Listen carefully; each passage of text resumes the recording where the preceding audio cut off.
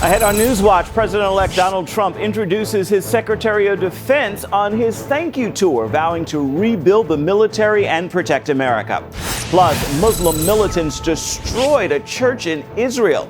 Now the pastor is forgiving the attackers. And on the 75th anniversary of Pearl Harbor, one survivor remembers the pilots who tried to kill him and shares why he's still struggling with it today.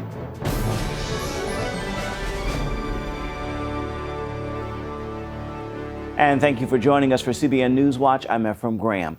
Donald Trump says he will make America safe and secure again. In a North Carolina stop on his thank you tour, the president-elect reached out to military families and veterans. He detailed plans to rebuild the military and bring jobs back to America. Gary Lane is on this story.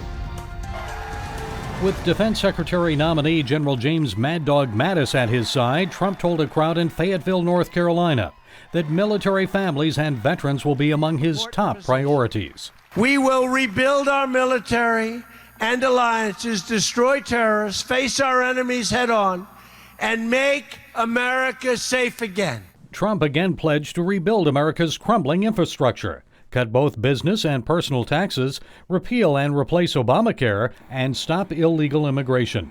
General Mattis said he was grateful for the opportunity to return to the troops and their families at the Pentagon. With our allies strengthened, with our country strengthened, I look forward to being the civilian leader so long as the Congress gives me the waiver and the Senate votes to consent.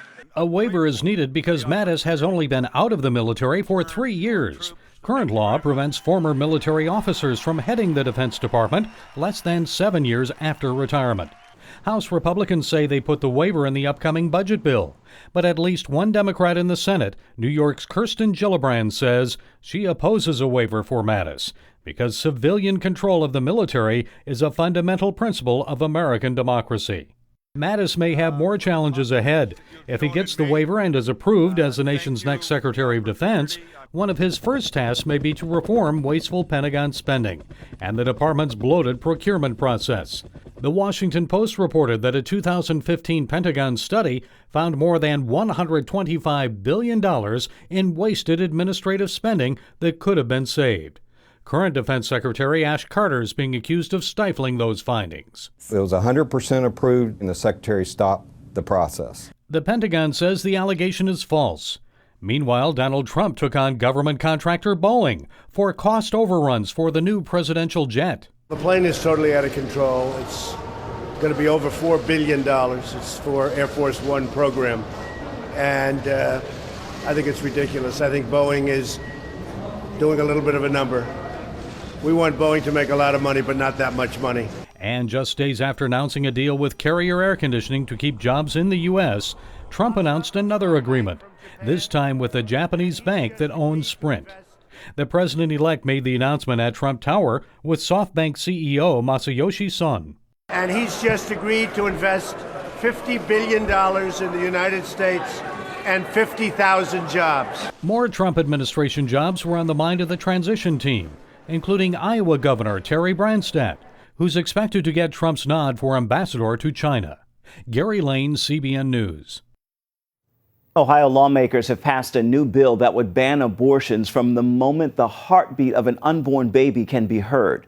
The heartbeat bill makes an exception if the mother's life is in danger, but not in cases of rape or incest. Now it's up to Governor John Kasich to decide whether to approve or veto the measure.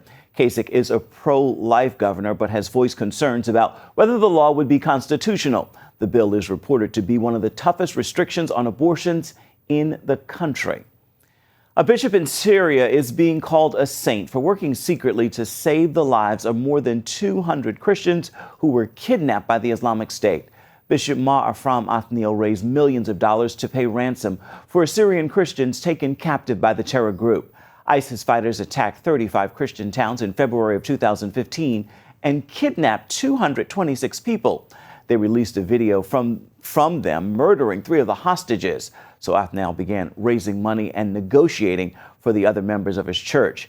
A U.S. Assyrian filmmaker captured much of that rescue effort. We don't regret breaking this law, especially when the governments are not doing anything about it. They're just putting guidelines on us. It's like, well, how about the lives of these people? Othniel was able to raise more than $11 million through social media in countries like Canada and Germany. All the hostages Othniel fought for have now been freed. Just after Thanksgiving holiday, disaster struck an evangelical church in the heart of Jerusalem. As Chris Mitchell reports, it appears Muslim militants destroyed the facility where the church has met for the last 10 years. This is it. It's all of Karen's stuff. Everything. This is what's happening to Living Bread Church right here. Michael Hilsden, a former volunteer at Living Bread Church, recorded what happened. Most of the church property and personal belongings of its pastor were burned in this dumpster. Everything's burnt. Everything. Cool. It was an act, really, I felt, of terror. Karen Dunham pastored the Living Bread Church for 10 years. On Saturday, November 24th, Muslim neighbors came into the building and ransacked it. They've destroyed everything inside. That dumpster right there is full of stones. They tore out the floor, they pulled out the wiring, they punched holes in the walls. This is what the church used to look like. This is what it looks like now. You know, I've been there 10 years, or longer. I mean, it's just I've got diaries where you write down what God says to you, Bibles, and they burn all the personal stuff. The ones who vandalized and seized the church claim the rent has not been paid and that they've been trying to evict the church for 2 years. We have a legal right to be there right now. Yeah, our rent is paid till next year. Yeah. And you have a 20-year lease. And I have a 20-year lease. We have every right to be here. Do they have every right to do what they did? None. The dispute goes back years. In 2014, the Jerusalem Post covered how Dunham's neighbors harassed church members and stole property. Yet this time, Pastor Dunham decided against pursuing legal action. The biggest power is conquering love. And he said, I want you to go and love those guys. And I want you to tell them you forgive them. And I want you to tell them that your God is in the building waiting for them. And release that building back to me. The incident troubled a number of local Christians. Very, very sad. I can't believe that it's happened for us. I can't believe that I am in Israel to take house.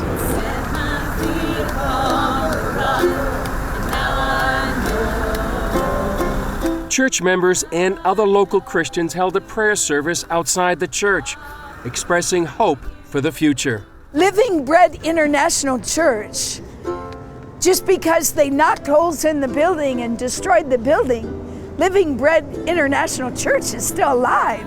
Others expressed hope local authorities will take action. Regardless of the outcome, they believe God will redeem this situation. Chris Mitchell, CBN News, Jerusalem. Here in the U.S., the nominations have been revealed for the 2017 Grammy Awards, and several Christian artists have received multiple nominations. Natalie Grant's King of the World is among the nominees for Best Contemporary Christian Music Performance and Song, and her album B1 is nominated for Best Contemporary Christian Album. Gospel legend Shirley Caesar is up for Best Gospel Performance, and her album Fill This House could very well win the Grammy for Best Gospel Album. Lauren Daigle and For King and Country have been nominated as well. For a full list of those nominations, simply check out cbnnews.com. The U.S. Capitol Christmas tree is now lit. House Speaker Paul Ryan flipped the switch, illuminating it Tuesday night. The 80-foot-tall tree came all the way from Idaho. Congressman Ryan said, quote, Christ's birth, like this tree, is a reminder that God is always with us. We may neglect him, we may reject him, but he never forsakes us. The night ended with the United States Air Force Ceremonial Brass Band performing O Christmas Tree and Joy to the World. Coming up, remembering the attack on Pearl Harbor 75 years later. We'll hear the amazing story of one of the survivors of that horrible day.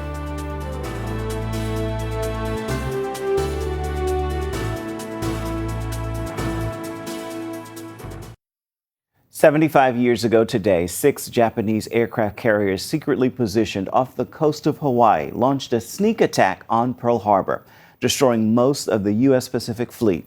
In the terrifying chaos, an inferno consumed Seaman First Class Donald Stratton as 1 million pounds of explosives detonated beneath his battle station on the USS Arizona.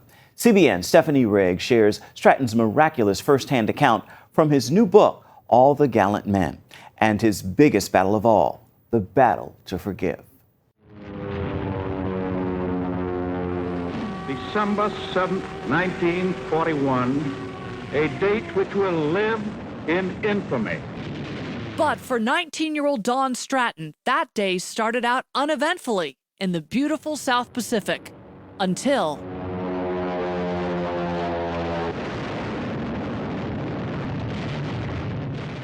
I went to have a look, and I seen the water tower go over, and I seen one of the planes make a bank, and I seen the meatball on the side of the plane. Uh-oh, Japanese, they're bombing Fort Island. What do you remember most about that day?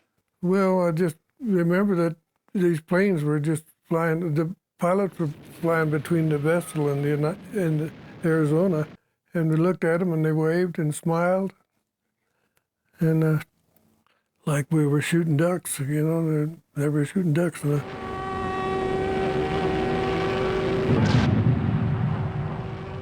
Those sitting ducks were American sailors. 1,177 died on the USS Arizona alone that day.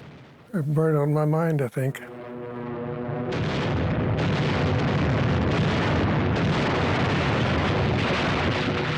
Yes, burned on his mind and on 65% of his body. And 18,000 gallons of aviation gasoline blew up. And it blew a fireball about 600 or 800 feet in the air, right straight up, and engulfed the director where I was at. And you were burned? Oh, yes, already burned. I don't have any fingerprints right now. Hi, sweetie. How are you? Love you. Don's legacy goes far beyond Pearl Harbor, all the way to Colorado Springs, where he lives near his family, including 5 great-grandchildren, and with his wife, Velma, of 66 years. It'll be hard to separate us, but we know that time will come. Our oldest boy always said that he hoped that we died together. He said it'd be hard on Randy and him, but he said, I can't see you and Dad being apart. But we know that we'll all be together one day. We know that. Well, the good Lord will take care of that. Yes, he will. We have all the faith in the world that he knows what's going to happen. Who do you tell your friends your great-grandpa is? Great-grandpa Stratton. And what did he do? He survived on a ship. Which ship? The USS Arizona. Yes, Stratton is a survivor. He survived near-fatal injuries, and when doctors recommended he have his arm amputated, he refused. Then he actually re-enlisted to fight until the bitter end of the war. Why did you want to go back? After all the hell you've been through, why would you want to go back? I just don't really know. It might have been something of revenge a little bit or something, but I love the ocean, and I just wanted to go back, so... That word, revenge, is an insight into what Stratton continues to battle today. Well, it still sticks with me that the Japanese had 2 representatives from Washington negotiating peace, and their task force was bearing down on Pearl Harbor at the same time. I mean, those people were under orders to do the same thing we were, but whoever put the orders out in Japan, I have no forgiveness for. But the one that you talk about in your book met a missionary and accepted Jesus as his Lord and Savior.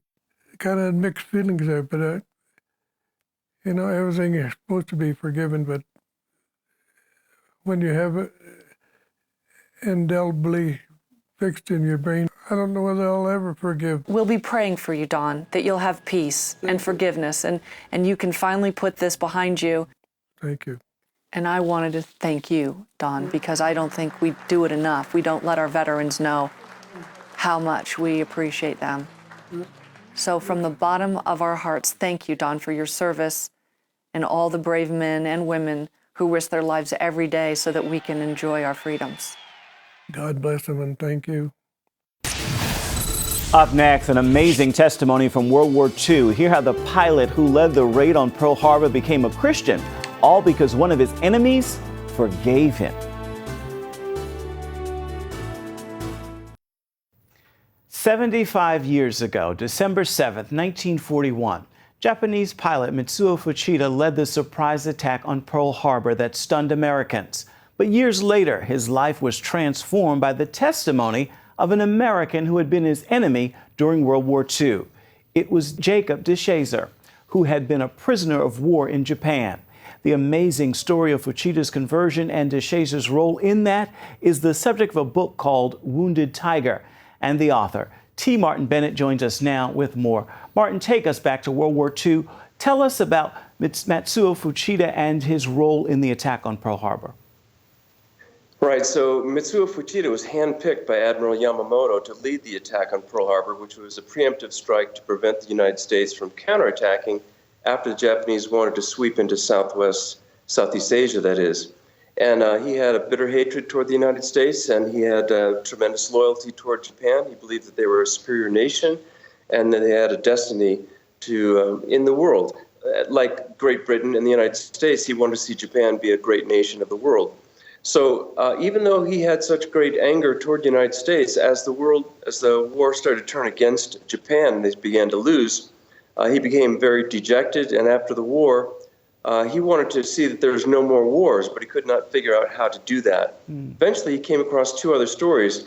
And so in the story of Wounded Tiger, these three stories run together at the same time. So Fujita's life, being the lead pilot in the Imperial Japanese Navy. There's another plot line of a guy named Jacob DeShazer, who you mentioned.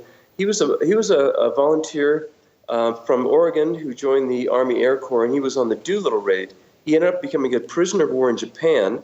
And then there's a family named the Cobells who came to Japan as teachers and missionaries, and they fled to the Philippines. Let's talk a little bit more about DeShazer. He was part of the Doolittle Raiders, as you said, who was attacked at Japan after Pearl Harbor. What happened after he was captured?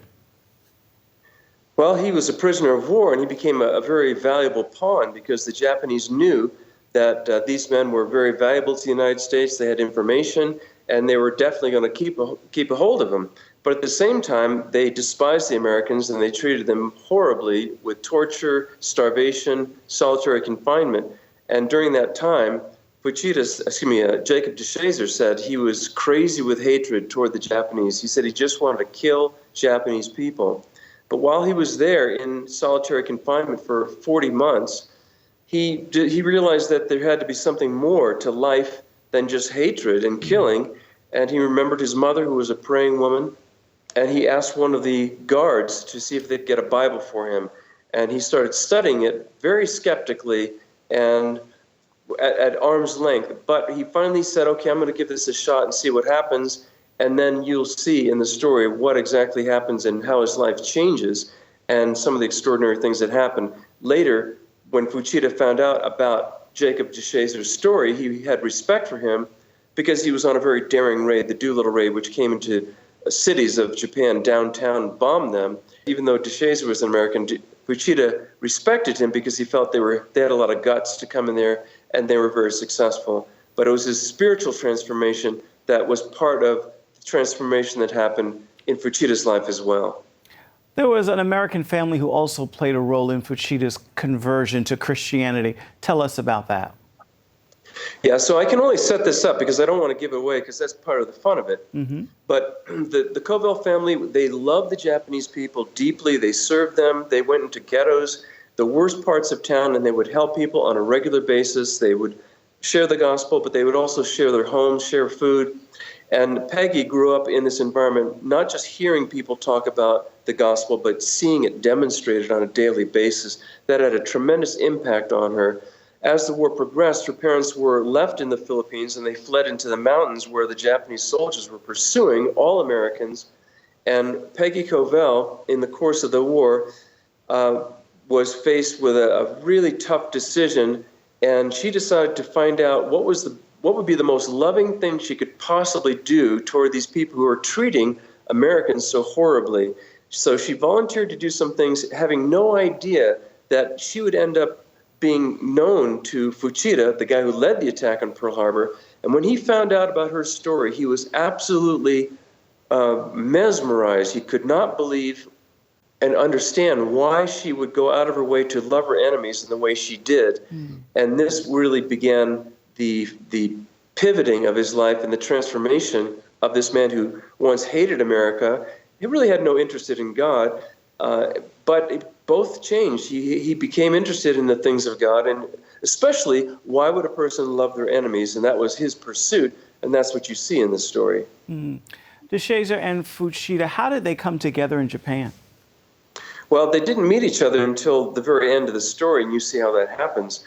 And both of them could have or should have died multiple times. But at the end of the story, you'll see the man who led the attack on Pearl Harbor and the man who was one of the Doolittle Raiders meet face to face. And the way that happens and how that happens, it's millions to one that something like that would happen. So I tell people, if Wounded Tiger were fiction, it wouldn't make for a very good story because it's simply too far out to be true. But this is a true story. And I had somebody just a couple weeks ago say it was the best story they'd ever read in their life. And it's true, and it's very powerful. It's a story of hope, inspiration. And I think as we look at the tragedy of Pearl Harbor and the hundreds of thousands of people who were killed in the Pacific War, we need to see that there was actually some extraordinarily positive things that the Lord brought out of this as well. A truly remarkable story of God's redeeming power. Martin Bennett, author of Wounded Tiger, thank you for being with us today. Thanks for having me on. I appreciate it. Time now for your Wednesday word, and today's word is vision. Without one, the scripture clearly says people perish, but here is one thing to consider and remember. Vision is not provision. A job offers support for life's needs, but it is only provision. True vision doesn't depend on that 9 to 5.